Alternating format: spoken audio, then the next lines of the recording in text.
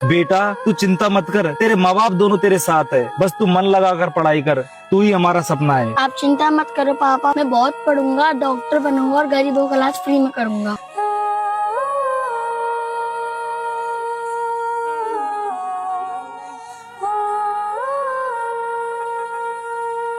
Master साहब आप तो इसी स्कूल के अध्यापक हो ना? हाँ, मैं इसी सरकारी स्कूल का अध्यापक हूँ। तो आप अपने बेटे को इसी स्कूल में क्यों नहीं पढ़ाते, किसी और स्कूल में क्यों भेज रहे हो? मैं अपने बेटे को एक अच्छे प्राइवेट स्कूल में पढ़ने के लिए भेज रहा हूँ। मैं उसे इस सरकारी स्कूल में भेजकर अपने बेटे का भविष्य खराब नहीं कर सकता। ये स्कूल नहीं, गरीबों की मजबूरी है। यहाँ हर रोज मासूमों के सपनों पर सिस्टम की लाठी चलती है। तुम्हें पता है यहाँ क्या है? यहाँ सिर्फ टूटी छतों से टपकता पानी, बिना बिजली के कमरे, फटे हुए ब्लैक बोर्ड, किताबों के नाम पर सरकारी घोषणाएं और पढ़ाई के नाम पर सिर्फ टाइम पास। अरे यहाँ तो बच्चों को बैठने तक के लिए बेंच नहीं है, ना ही कोई पढ़ाई की व्यवस्था और ना ही यहाँ शिक्षक पूरे हैं। अरे मैं अपने बेटे को यहाँ भेजकर क्या बनाऊँ, तुम ही बताओ। पर साहब आप इसकी शिकायत क्यों नहीं करते? ये तो आप रोज देखते हो, आवाज क्यों नहीं उठाते? अरे किया है भाई, बार बार किया है, लेकिन यहाँ आवाजें नहीं, फाइल चलती है। जब बच्चा टूटे फर्श पर गिरता है तो उसकी चीख एसी के दफ्तरों तक नहीं पहुँच पाती। सरकारी अफसरों को हम जैसे मास्टर सिर्फ एक पोस्टिंग लगते हैं। उनके यहाँ हमारी शिकायत उनके टेबल पर सिर्फ एक धूल बनकर रह जाती है। और वैसे भी जिन स्कूलों में उनके बच्चे नहीं पढ़ते, उन स्कूलों की हालत देखने यहाँ कौन आए? मेरे भाई तुम ही बताओ, अगर इस स्कूल में किसी मंत्री का बेटा पढ़ता तो ये दीवारें यहाँ सीमेंट से नहीं ईमान से बनती। अगर यहाँ किसी आईएएस या कलेक्टर की बेटी पढ़ती तो यहाँ कुर्सी और कमरे ही नहीं, पूरे सिस्टम का नजरिया बदल दिया जाता। हमारे बच्चों की जिंदगी इनके लिए सिर्फ एक आंकड़ा है और रजिस्टर में दर्ज होने वाला एक नाम। मैं जानता हूँ भाई, तुम्हारा बच्चा सपनों से भरा है, लेकिन ये सरकारी तंत्र, ये करप्ट सिस्टम इसके सपनों को कुचलने में कोई कसर नहीं छोड़ेगा। हम किताब पढ़ाते हैं लेकिन न्याय नहीं मिलता। हम अनुशासन सिखाते हैं लेकिन व्यवस्थाएं खुद बिगड़ी हुई हैं। ये सरकारी स्कूल हमारे हैं, लेकिन इनका मालिक कौन है ना सरकार जानती है और ना ही समाज।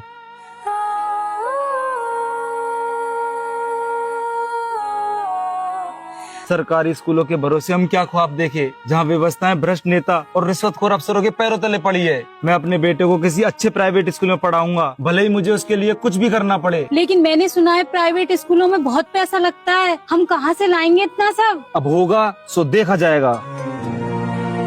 हाँ, हम आपके बेटे को दाखिला दे देंगे, लेकिन एक पहले छोटा सा टेस्ट होगा, ये देखने के लिए कि वो स्कूल के लायक है या नहीं। जैसा आप ठीक समझो साहब। और हाँ, उसकी सालाना फीस 50,000 रुपए है। ठीक है साहब, किसी तरह कोशिश करूंगा।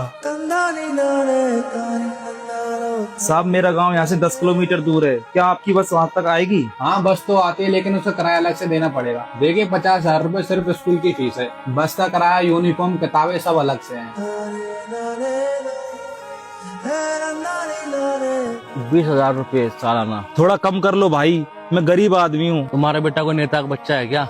सब लोग देते हैं 20,000, तुम्हें भी देना पड़ेगा। ये लो भाई साहब, 5,000 रुपए की है। 4 किताबों के 5,000 रुपए क्यों लूट रहे हो भाई? लूट नहीं है भाई, गौरव प्राइवेट स्कूल की किताबें सिर्फ तुम्हें बेचता हूँ, चाहे तो कहीं और से ढूंढ लो, तुम्हें किताबें कहीं नहीं मिलेंगी। ठीक है, मैं अपने बेटे का दाखिला किसी और स्कूल में करवा लूंगा। कोई फायदा नहीं है भाई, लगभग सभी प्राइवेट स्कूलों का यही हाल है। तुम अपने बेटे को किसी सरकारी स्कूल में पढ़ाओ।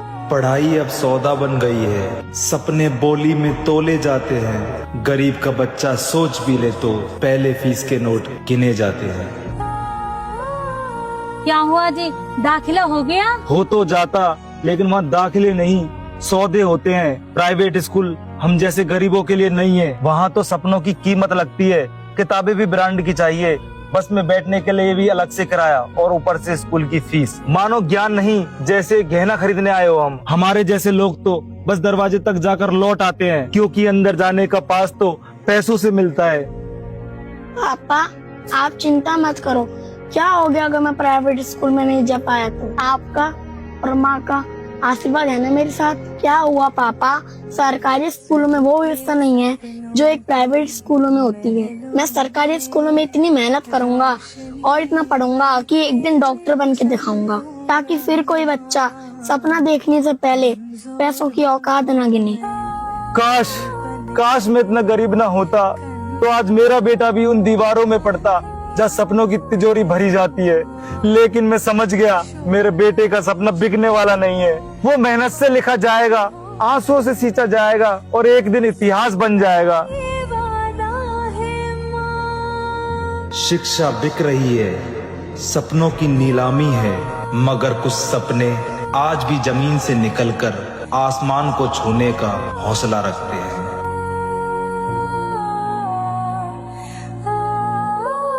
तेरा भाई वो स्कूल की छत गिर गई। सपने थे डॉक्टर बनने के, किताबों में जान डाली थी, पर छत ने ही दबा डाला जहां उम्मीदें संभाली थी। सरकार सोई थी, सिस्टम खोखला था और माँ बाप की ममता मलबे में रोती नजर आई थी।